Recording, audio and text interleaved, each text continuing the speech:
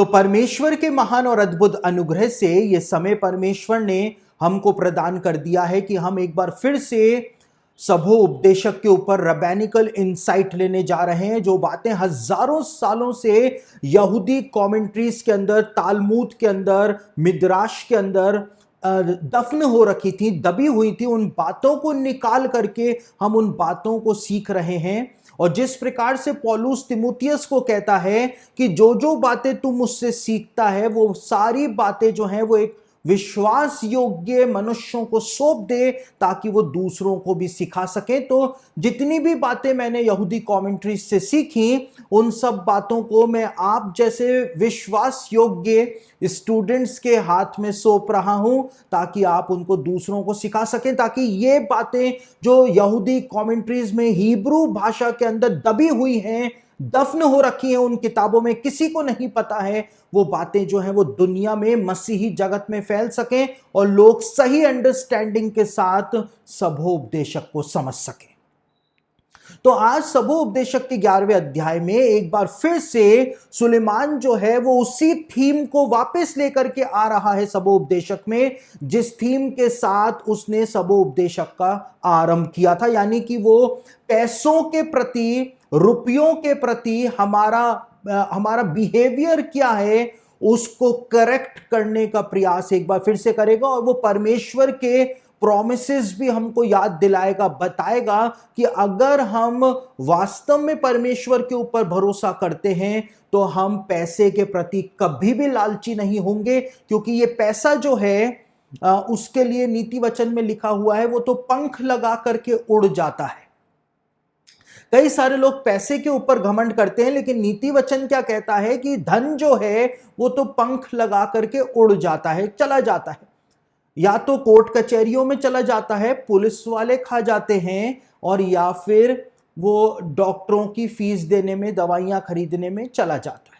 तो ये धन तो पंख लगा करके उड़ जाता है और जो उसको ढूंढते हैं वो मृत्यु ही को ढूंढते हैं, ये नीति वचन के अंदर लिखा हुआ है। यानी कि जो धन को प्राप्त करने के लिए किसी भी हद तक चले जाते हैं वो और कुछ भी नहीं, अपना ही नुकसान करते हैं, मृत्यु को ही ढूंढते हैं, क्योंकि धन तो पंख लगा करके उड़ जाता है। तो ये धन जो कि पंख लगा करके उड़ने वाला है, इस धन को हम कैसे पिंजरे में कैद करके रख सकते हैं, ये बात आज हमको समझ में आएगी कि हमको धन को पिंजरे में कैद करके रखने की जरूरत नहीं है, लेकिन हमको इस धन को उड़ने देना है, क्योंकि जब ये उड़ के जाएगा तो धन उड़ के वापस भी आएगा। ये बात सुलेमान आज हमको समझाने जा रहा है।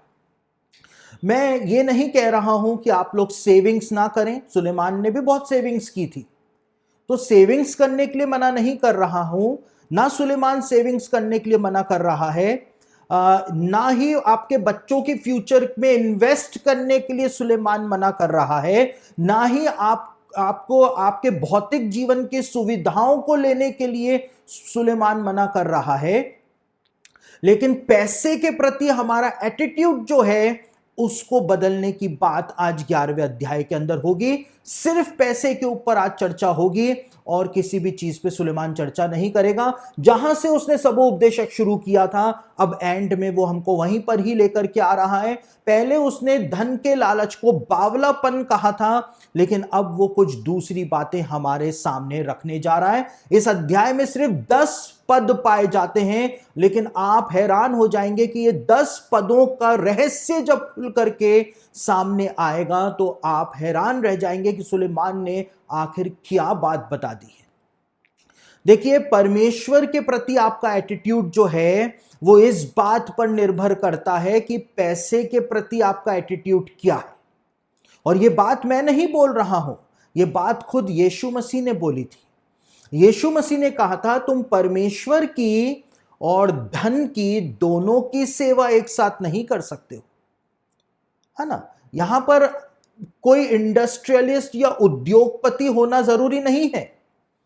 यहां पर बात यह है कि पैसे के प्रति हमारा एटीट्यूड क्या है। क्या हम परमेश्वर से ज्यादा पैसे को महत्व दे रहे हैं, चाहे 10 रुपए की बात हो, चाहे 50 रुपए की बात हो। मैं लाखों रुपए की बात नहीं कर रहा हूं, 10-50 रुपए की ही मैं बात कर रहा हूं कि उसके प्रति हमारा एटीट्यूड क्या है और परमेश्वर के प्रति हमारा एटीट्यूड क्या है। एक उदाहरण के साथ अपनी बात को शुरू करूंगा। हम जब किसी भी मॉल के अंदर जाते हैं या किसी भी जगह जाते हैं तो पार्किंग वाले को हम 50 रुपए से 200 रुपए तक दे देते हैं। एयरपोर्ट पे जाएंगे तो 200 रुपए भी लग जाते हैं। लेकिन जब हम कलीसिया में जाते हैं और परमेश्वर के काम के लिए जब हम हाथ बढ़ा करके कि प्रभु तेरे काम के लिए हाथ बढ़ा रहा हूं, तो वहां पर हम कितना दान डालते हैं। मैं कोई जज नहीं कर रहा हूं, हो सकता है आप हजारों रुपए डालते हो सकता है आपकी क्षमता ही नहीं हो इतना डालने की तो आप कम डालते हो, मैं जज नहीं कर रहा हूं। लेकिन अगर आपके पास है और आप दे सकते हैं और उसके बावजूद आप गीत तो गा रहे हैं खड़े होकर के कि प्रभु तेरे लिए मैं सब कुछ देता, और निकालते हैं 2 रुपए का नोट जो आजकल आता भी नहीं है, और या निकालते हैं 10 रुपए का फटा नोट क्योंकि ये फटा नोट और तो कोई लेगा नहीं तो परमेश्वर को ही चिपका दो, है ना। तो हम ऐसा एटीट्यूड रखते हैं, परमेश्वर देखता है। देखिए, दान की थैली में गुप्त रूप से दान डाला जाता है, लेकिन यीशु मसीह की निगाहें जो है वो एक्सरे निगाहें हैं।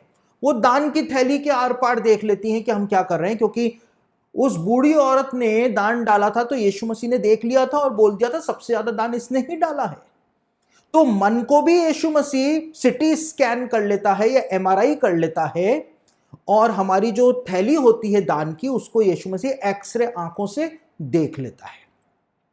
अब हम अपनी बात को शुरू करते हैं। सबोपदेशक 11 अध्याय पहले वचन को आपके सामने पढ़ रहा हूं। यहां पे सुलेमान कहता है, अपनी रोटी जल के ऊपर डाल दे क्योंकि बहुत दिन के बाद तू उसे फिर पाएगा। यहूदी रब्बी प्रश्न उठाते हैं कि मैं अपनी बेशकीमती रोटी जल के ऊपर क्यों डालूं, उसको क्यों नष्ट करूं। तो यहां पर बात यह है कि मेजॉरिटी में जो जूइश सेजेस रहे वो इस बात को कहते हैं कि यहां पे मेटाफोरिकली बात हो रही थी, यहां पे प्रतीकात्मक रूप से सुलेमान कोई बात बता रहा था। यानी कि सुलेमान इस बात को कह रहा है अपनी रोटी जल के ऊपर डाल दे और वो नदी में बहती हुई चली जाएगी। यानी कि सुलेमान दान देने की बात यहां पर कर रहा था। जूइश सेजेस इस बात को बताते हैं। और कैसा दान? गुप्त दान देने की बात कर रहा था। क्यों गुप्त दान देने की बात कर रहा था? नदी के बहते जल के ऊपर अगर कोई रोटी रख दे तो वो बहती हुई चली जाएगी। कोई गरीब नदी के किनारे बैठा हुआ होगा, वो उस रोटी को उठा लेगा। अब वो रोटी किसने डाली इस गरीब को नहीं पता, और ये रोटी जो मैंने डाली मुझको नहीं पता कि ये किसको मिली। तो इस प्रकार का गुप्त दान जो कि यीशु मसीह ने कहा कि अगर तेरा दाहिना हाथ दान करे तो तेरे बाएं हाथ को पता तक नहीं होना चाहिए कि तेरे दाएं हाथ ने दान कर दिया। इस प्रकार का दान, गुप्त दान। अपनी रोटी जल के ऊपर डाल दे क्योंकि उसके बाद जो ब्लेसिंग तुझको मिलेगी तू नहीं जानता। यहां पे लिखा है बहुत दिनों के बाद तू उसे फिर पाएगा। धन जो है वो पंख लगा करके उड़ जाता है, लेकिन मैंने कहा धन पंख लगा करके वापस भी आता है। यहूदी ज्ञानी पुरुष हजारों सालों से इस बात को कहते हुए आए हैं कि गरीबी और अमीरी जो है वो एक पहिया है, एक व्हील है, और हर इंसान को याद रखना चाहिए कि आज उसके पास यदि धन ही धन है तो एक समय ऐसा भी आ सकता है कि उसको पैसों की जरूरत पड़ सकती है। और अगर वो इस तरह की चैरिटी करेगा, इस तरह से दान देगा, और जरूरी नहीं है कि वो जल के ऊपर, तो उसने एक बात बोली कि जल के ऊपर रोटी डालना। आप ऐसा नहीं कि जा करके अपने घर में रोटियां पकाएं, 20 रोटियां पकाकर तालाब के अंदर फेंक आए, मैं वो बात नहीं बोल रहा हूं। लेकिन मैं ये बात बोल रहा हूं कि जब हम दान देते हैं तो हमारा उद्देश्य जो है वो ये होना चाहिए कि परमेश्वर देख रहा है, परमेश्वर देख रहा है। और रब्बी अकीवा नाम के एक माने हुए यहूदी रब्बी हुए। रब्बी अकीवा जो थे वो एक बार मेडिटेरेनियन सी के अंदर पानी के जहाज पे यात्रा कर रहे थे, और मेडिटेरेनियन सी जो है वो दुनिया का सबसे बेकार समुद्र लगता है मुझको। और क्यों लगता है? वो इतना ज्यादा रफ सी है, इतना ज्यादा रफ है कि बहुत ही ज्यादा रफ है। आज भी आप मेडिटेरेनियन को देखेंगे। तो रब्बी अकीवा जब मेडिटेरेनियन सी के अंदर यात्रा कर रहे थे तो उन्होंने एक जहाज डूबा हुआ देखा, और वो डर गए क्योंकि उनका एक जान पहचान का जो जवान रब्बी था वो उनसे पहले यात्रा पे निकला था। तो उन्होंने सोचा कहीं ये इसी जहाज में तो नहीं गया था, कहीं डूब करके मर गया हो। लेकिन जैसे ही रब्बी अकीवा तट पर पहुंचे और वहां पर उतरे तो वो जवान यहूदी रब्बी जो था वो उनसे मिला और उनको ब्लेस किया। और ये जो रब्बी अकीवा थे इन्होंने पूछा कि तुम्हारी यात्रा कैसी रही। मैंने देखा कि एक जहाज डूब गया। तो उन्होंने कहा मैं उसी जहाज में था, लेकिन उसके डूबने से पहले ही मैं दूसरे जहाज के अंदर चढ़ गया रास्ते में ही और मुझको बचा लिया। तो उन्होंने कहा ऐसे कैसे हुआ, तुम कैसे बच गए? तो उसने कहा कि जब मैं जहाज पर चढ़ रहा था जर्नी लेने के लिए, यात्रा करने के लिए, तो एक गरीब आदमी मेरे पास आया और मुझसे कहा कि मुझको कुछ खाने को दे, मैं बहुत भूखा हूं और मेरे पास जो यात्रा में ले जाने वाली रोटी थी उसमें से मैंने आधी रोटी उसको दे दी थी और उसने मुझको ब्लेस किया था कि तूने मेरी जान बचाई है तो ईश्वर जो है वो तेरी जान बचाएगा। और वो ब्लेसिंग जो थी वो मुझको लग गई कि जहाज तो डूब गया लेकिन मैं बच गया। वो रब्बी अकीवा को कहता है। तो यहां पर क्या लिखा है, हम जब दान देते हैं तो दान पलट करके आता है, कुछ भी छिपा हुआ नहीं है। परमेश्वर से कुछ भी छिपा हुआ नहीं है। लोग कहते हैं अरे कुछ नहीं होता है, दान देने से कुछ भी नहीं होता है। और यहूदी रब्बी मूसा के ससुर यित्रो का भी उदाहरण देते हैं कि यित्रो की जो बेटियां थीं वो मूसा मिस्री को लेकर के आई थी तंबू में कि उसको डिनर कराएं। और यित्रो ने भी मूसा मिस्री को डिनर कराया था क्योंकि वो समझ रहा था कि मूसा तो एक इजिप्शियन है और इजिप्शियन जो है वो तो इजिप्ट को छोड़ करके कहीं रह ही नहीं सकते हैं। उस जमाने का अमेरिका हुआ करता था मिस्र। तो उसने सोचा था कि मैं इसको भोजन करा के और इसको वापस भेज दूंगा। लेकिन उसका परिणाम क्या हुआ, उसको मूसा के रूप में दामाद भी मिल गया। उसके बाद मूसा जो था परमेश्वर के पंखों तले उस पूरे परिवार को ले आया। और यहूदी रब्बी कहते हैं कि आगे जाकर के जब यहूदी महासभा का गठन हुआ तो उसमें भी यित्रो के वंशजों को जगह दी गई थी। यानी कितना बड़ा रिवॉर्ड मिला था, कितना बड़ा रिवॉर्ड मिला था।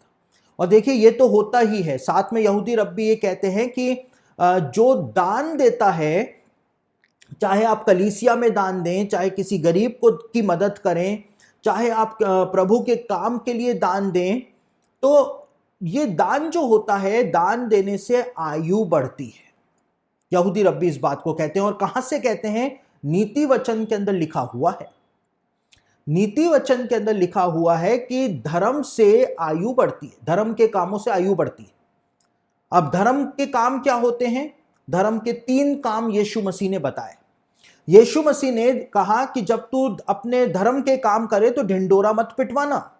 तो धर्म के काम यीशु मसीह ने क्या बताए? यीशु मसीह ने कहा कि जब तू प्रार्थना करे, यीशु ने कहा जब तू उपवास करे और जब तू दान करे। तो यीशु मसीह ने धर्म के 3 प्रमुख काम बताए, प्रार्थना, उपवास और दान। और इसीलिए नीति वचन में लिखा है कि धर्म के द्वारा तो मृत्यु से बचाव होता है। कोई बीमारी पीछे पड़ गई तो परमेश्वर आपके सारे मेरिट्स को देखेगा कि नहीं ये बंदा अच्छा है, ये जीने के योग्य है, और वहां से आदेश निकल जाएगा कि बीमारी दूर हो जाए और दूर हो जाएगी। हिजकिय्याह ने कहा प्रभु मेरे कामों को स्मरण करो। परमेश्वर ने स्मरण किया और बीमारी को दूर कर दिया। कैंसर हो गया था हिजकिय्याह को, परमेश्वर ने कैंसर खत्म कर दिया। तो यहां पर यहूदी रब्बी जो भी बोलते हैं वो कुछ भी वचन के बाहर नहीं बोल रहे हैं, वो वचन के अनुसार ही बोल रहे हैं, वचन के अनुसार। जब हम दूसरों का ध्यान रखते हैं तो परमेश्वर हमारा ध्यान रखता है। बाइबल में लिखा है जो कंगाल को दान देता है वो परमेश्वर को उधार देता है, और परमेश्वर किसी का भी उधार बकाया रखता नहीं। तो जो आप देंगे वो 100 गुना पलट करके आपके पास वापस आ जाएगा। उसके बाद दूसरे वचन में लिखा है 7 वरन 8 जनों को भाग दे, क्योंकि तू नहीं जानता कि पृथ्वी पर क्या विपत्ति आ पड़ेगी। अब यहूदी रब्बियों का यह कहना है कि 7 या 8 जनों को भी भाग दे। इसका मतलब यह है कि सप्ताह में जो 7 दिन होते हैं, 7 दिन तू कुछ ना कुछ दान देता रहे, किसी ना किसी को देता रहे। और 8वें दिन यानी जब सप्ताह खत्म हो जाए तो सप्ताह के पहले दिन से 8वें दिन से वापस से दान देना शुरू कर दे, क्योंकि तू देता जाएगा, परमेश्वर रिवॉर्ड देता जाएगा। तेरे पास कमी नहीं होगी, कमी ही नहीं होगी, तू देता जाएगा। देखिए बाइबल में क्या लिखा है, ऐसे हैं जो छितरा देते हैं, बिखेर देते हैं, तो भी उनको घटी नहीं होती है, और ऐसे हैं जो कंजूसी से कम देते हैं तो भी उनको घटी ही घटी होती है। ये बात जो है वो बाइबल के अंदर लिखी हुई है, मैं मनगढ़ंत बातें नहीं बोल रहा।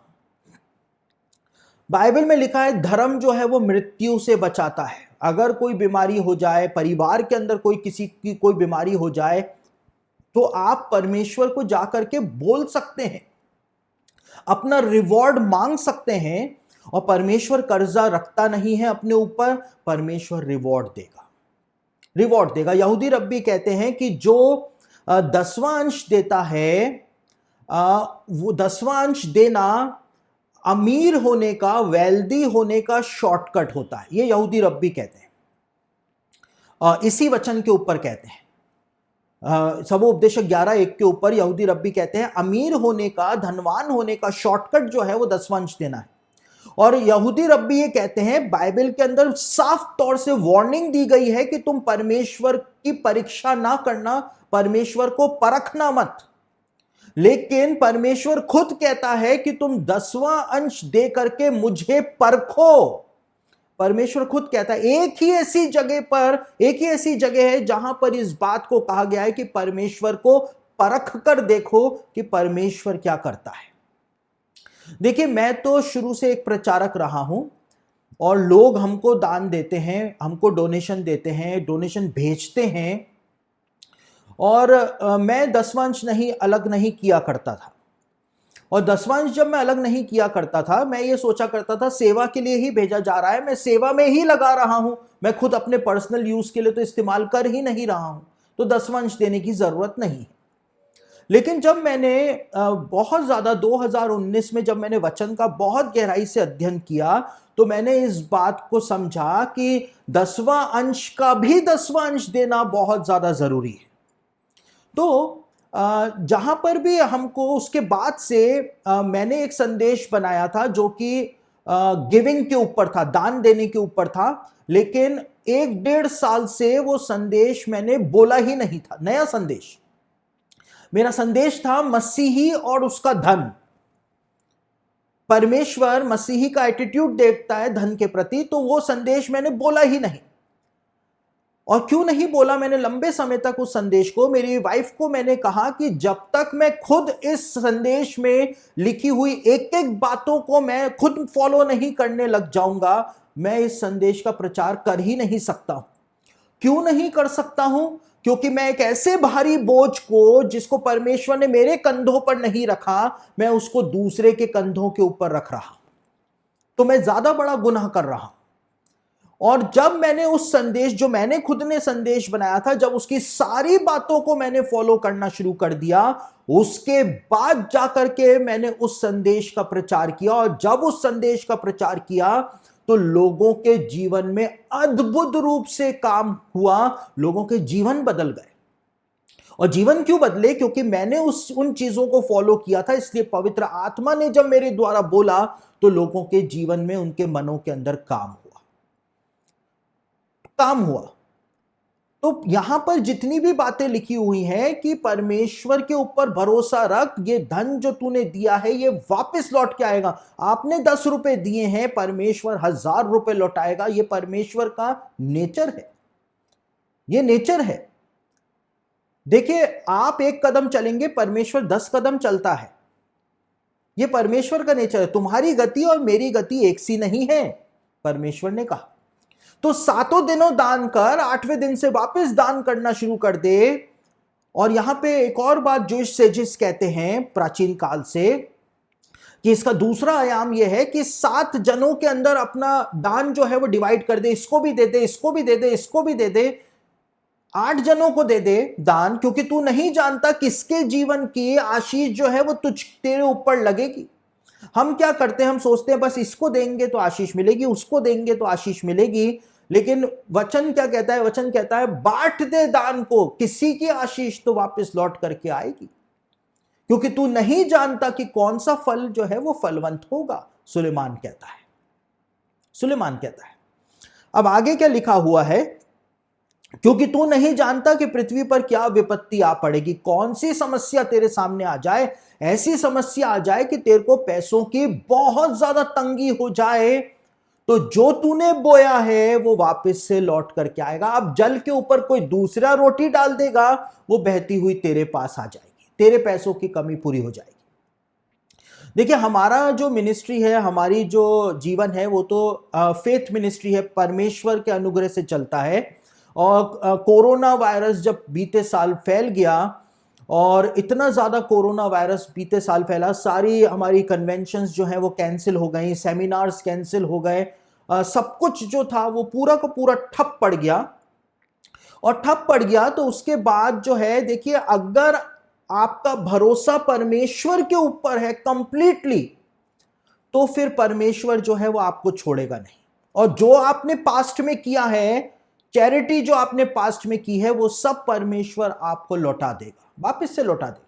तो ये पूरे का पूरा, जब कोरोना वायरस, जब पहला लॉकडाउन हुआ था, उसमें जब सब कुछ ठप पड़ा हुआ था, सब कुछ बंद पड़ा हुआ था, तो हमारे जीवन जो कि फेथ के ऊपर चलता है, पता नहीं कहां कहां से जिन लोगों को मैं जानता नहीं था, जो लोग मुझको जानते नहीं थे, मसीही लोग, उन्होंने कहां कहां से अपने आप ही, परमेश्वर ने उनके दिलों से बात करी, उन्होंने हमको डोनेशन भेजना शुरू कर दिया। और जितना डोनेशन हमारे पास जब कोरोना वायरस नहीं फैला हुआ था उस समय आता था, उससे ज्यादा डोनेशन जो है लॉकडाउन के समय हमारे पास आना शुरू हो गया। ये परमेश्वर का काम है, ये परमेश्वर का काम है। तो मैं क्या करूंगा जब ज्यादा डोनेशन मेरे पास आ रहा है, तो मैं क्या करूं? मैं बड़ी सी 1 करोड़ की कार खरीद लूं, है ना, ऐसा कर लूं, उस पैसे को वेस्ट करूं? हमारे पास जितना भी पैसा लोगों ने भेजा, जितना भी भेजा, विश्वास के साथ भेजा, वो सारे के सारे पैसों में से जो हमारी जरूरत का था वो हमने रखा, बाकी सारा पैसा जो था वो हमने परमेश्वर की सेवा में लगा दिया। जो मेरी किताबें हैं, वो सारी की सारी किताबें, जो मैक्सिमम किताबें आउट ऑफ प्रिंट हो गई थी, वो सारी किताबें हम लोग वापस से प्रिंट करा करके उनको लेकर के आए।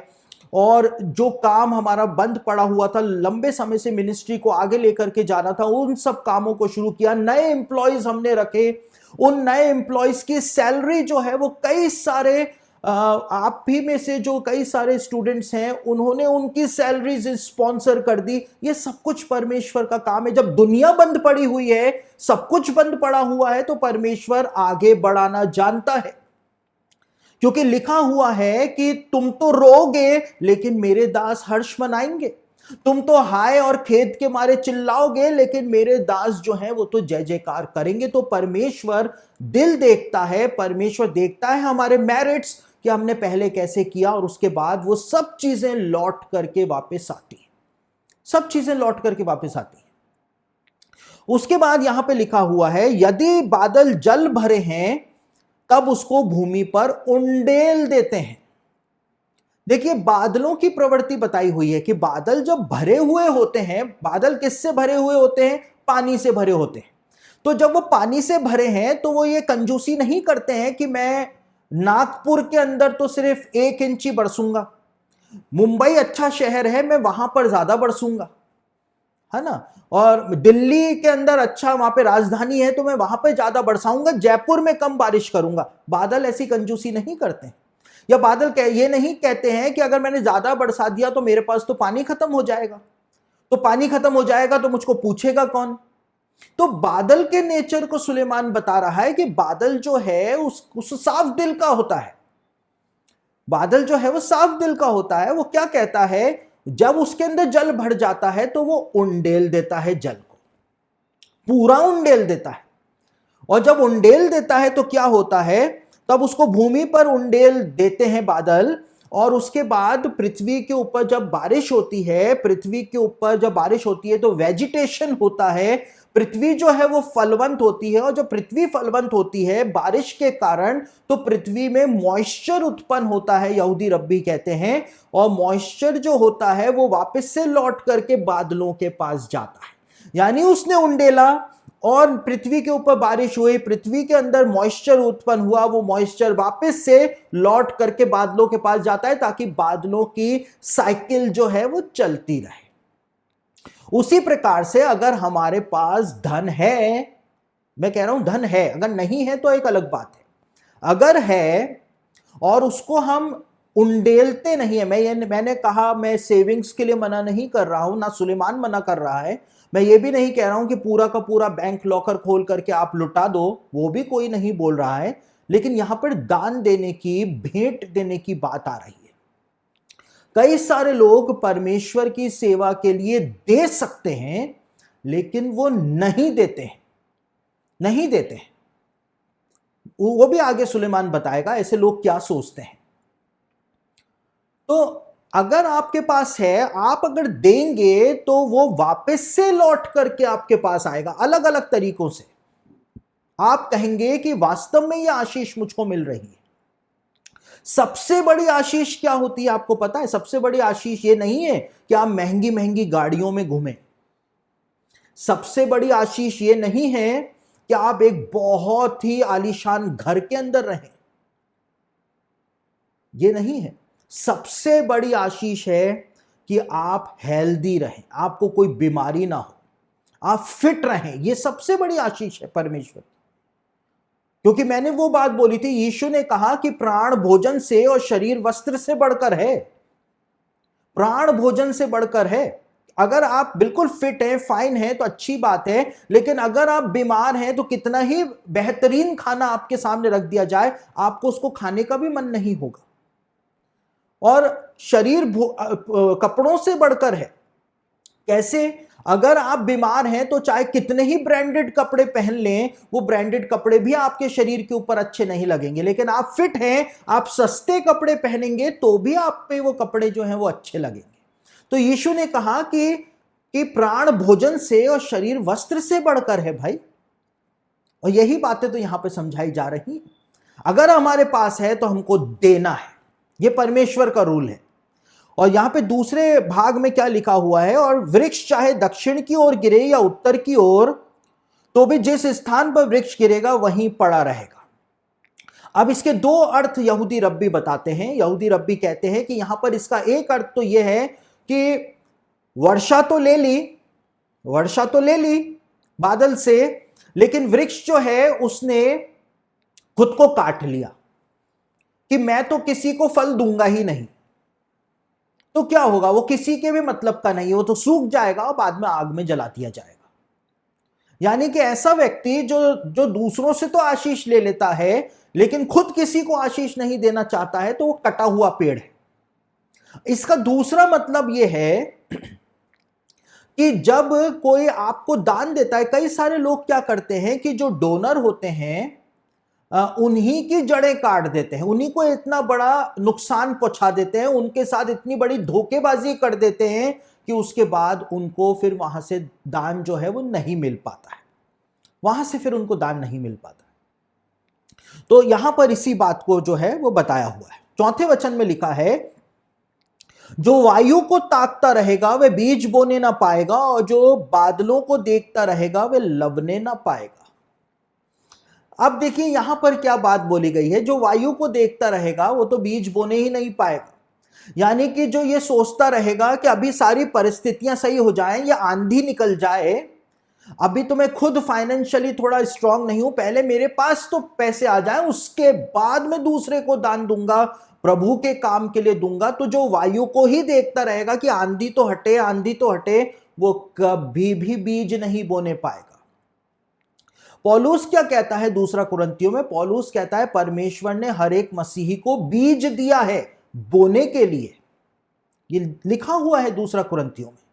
लेकिन पौलुस कहता है कि अगर बीज को ही खा जाओगे तो फिर तुमको आशीष मिलेगी कैसे? पौलुस ने इस बात को कहा। आज मसीही लोग क्या कर रहे हैं? हम सब उस दौर से गुजरते हैं कि जो देने वाला पैसा होता है उसको भी हम खा जाते हैं, बीज को भी खा जाते हैं। अब बीज को ही अगर खा जाएंगे तो फिर फसल उत्पन्न होगी कैसे? और फसल नहीं होगी तो कटाई होगी कैसे? तो इसलिए यहां पर लिखा है कि जो परिस्थितियों को देखता रहेगा वो तो कभी भी बीज नहीं बोने पाएगा कि पहले सब कुछ सही हो जाए उसके बाद बीज बोऊंगा, तो कुछ भी नहीं कर सकता है। अब बीज ही नहीं बोया तो कटाई तो हो ही नहीं सकती है खेत के अंदर। तो यहां पर क्या लिखा हुआ है? यहां पर लिखा हुआ है, और जो बादल को देखता रहेगा वे लवने ना पाएगा। घनघोर काले बादल, अरे परिस्थितियां इतनी भयानक हैं, इस समय तो पैसे को दबा करके रखने की जरूरत है। अभी तो दे ही नहीं सकते हैं, अभी तो ये भी करना है, अभी तो बेटी का शादी करानी है, अभी तो उसको इंजीनियरिंग के अंदर डालना है। घनघोर काले बादल, वो कभी भी फसल भी नहीं काट पाएगा। परमेश्वर के प्रति हमारा एटीट्यूड, पैसे के प्रति हमारा जो एटीट्यूड है उससे प्रकट होता है। देखिए, जिस समय हम पहली बार इजराइल टूर पर गए थे, शायद ये बात मैंने आपको पहले भी बताई है, उस समय हमको हमारा घर बनाने, घर क्या कुछ कमरे बनाने के लिए हमने पैसे जमा किए थे। और उसी समय ऐसा हुआ कि जेरूसलेम के अंदर बेनिहिन की कॉन्फ्रेंस भी होने वाली थी।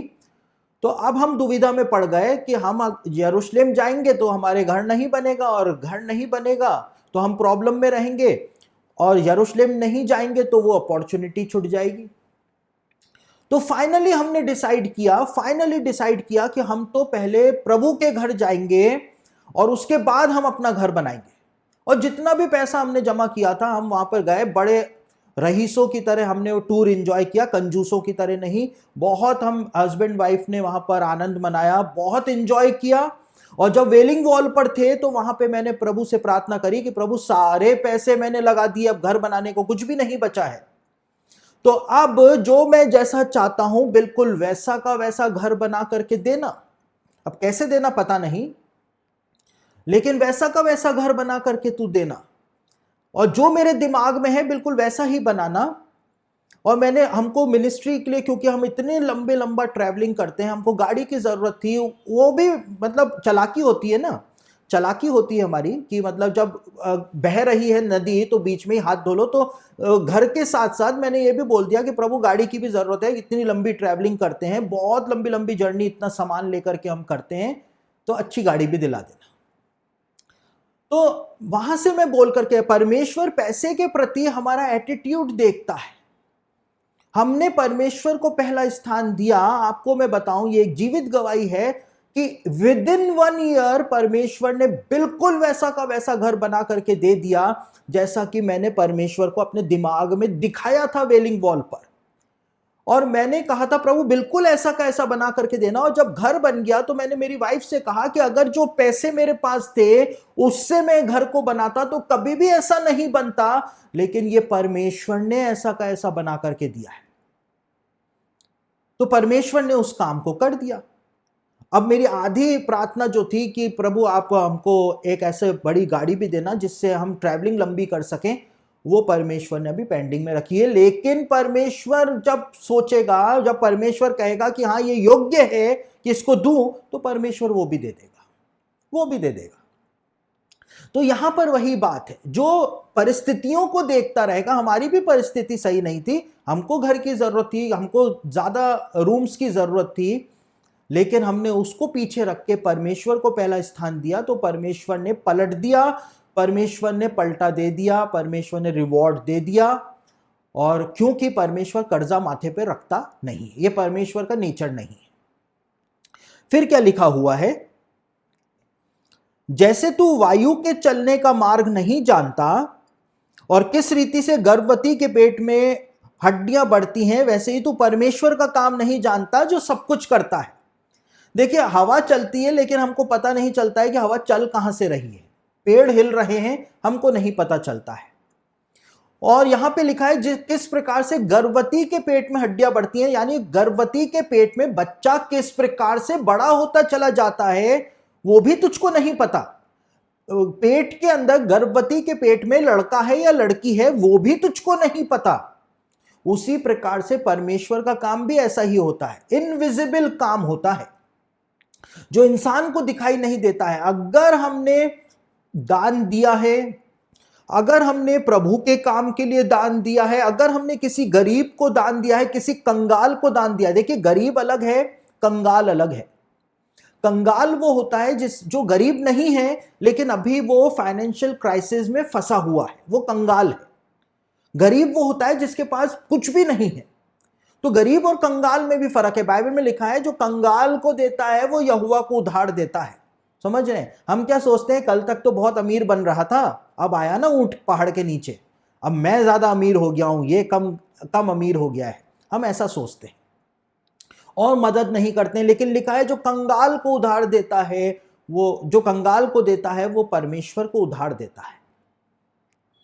तो यहां पर क्या लिखा है, परमेश्वर के काम को तू नहीं जानता, परमेश्वर ऐसा काम करेगा तुझको समझ में ही नहीं आएगा, तेरी सारी जरूरतों को परमेश्वर पूरा कर देगा, पूरा कर देगा, ब्लेस कर देगा तुझे।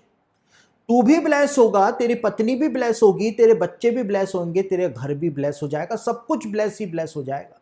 लोगों को क्या लगेगा, लोगों को लगेगा इनके पास तो अमेरिका से पैसा आ रहा है। ये कॉमन टेंडेंसी है आज कि अगर मसीहों के पास पैसा आना शुरू होता है तो लोग कहते हैं अरे इसके पास तो बाहर से पैसा आ रहा है। और मैं अक्सर इस बात को कहता हूं कि जब लोग बोले कि इसके पास बाहर से पैसा आ रहा है तो कभी भी मना मत करना कि मेरे पास बाहर से पैसा नहीं आ रहा है। हमेशा कहना कि हां मेरे पास बाहर से ही तो पैसा आ रहा है, पृथ्वी के बाहर से, स्वर्ग से ही तो मेरे पास पैसा आ रहा है। इस बात को सब कहना, कभी भी मुंह से इनकार मत करना कि मेरे पास पैसा नहीं आ रहा है। आ रहा है, बाहर से ही तो आ रहा है, पृथ्वी के बाहर से आ रहा है। लोग सोच रहे हैं इंडिया के बाहर से आ रहा है, उनकी नॉलेज को सही करके कहना कि इंडिया के बाहर से नहीं, पृथ्वी के बाहर से, स्वर्ग से मेरे पास पैसा आ रहा है। अब यहां पे 6वें वचन के अंदर लिखा हुआ है, भोर को अपना बीज बो और सांझ को भी अपना हाथ ना रोक, क्योंकि तू नहीं जानता कि कौन सफल होगा, यह या वह, या दोनों के दोनों अच्छे निकलेंगे। भोर को अपना बीज बो से यहूदी रब्बी कहते हैं, यहां पे भोर का मतलब, मॉर्निंग का मतलब है जवानी। मॉर्निंग का मतलब है जवानी। जब तू जवान है तब भी तू दान दे। ऐसा नहीं कि बूढ़ों का ही काम है, तब भी तू दान दे। और यहां पे लिखा है कि सांझ को भी अपना हाथ मत रोक, यानी सांझ यानी अब तू ढलने वाला है, यानी बुढ़ापे में आ गया है, तू बूढ़ा हो गया है, तब भी तू अपना हाथ मत रोक, तू तब भी दान देता रहे। जवानी से बुढ़ापे तक दान देता रहे, क्योंकि तू नहीं जानता कि वो कौन सा दान की आशीष तेरे ऊपर लगने वाली है। जो जवानी में तूने दान दिया वो आशीषें तुझको लगने वाली हैं, या बुढ़ापे में जो तूने दान दिया वो आशीष तुझको लगने वाली है, या दोनों की दोनों आशीषें ही तुझको लगने वाली हैं। तेरे परिवार को, तेरे बच्चों को, तेरे नाती, तेरे पोतों को वो आशीष लगने वाली है। धर्मी के बच्चे, पोते, नाती, सबको ब्लेसिंग मिलती है। क्यों? क्योंकि धर्मी धर्म के काम करता है। अब धर्म के काम क्या है? प्रार्थना, उपवास और दान। धर्मी प्रार्थना, उपवास और दान करता है तो धर्मी के बच्चों को, बच्चों के बच्चों को आशीषें मिलती हैं। यह परमेश्वर का प्रॉमिस है। नीति वचन को आप पढ़ सकते हैं।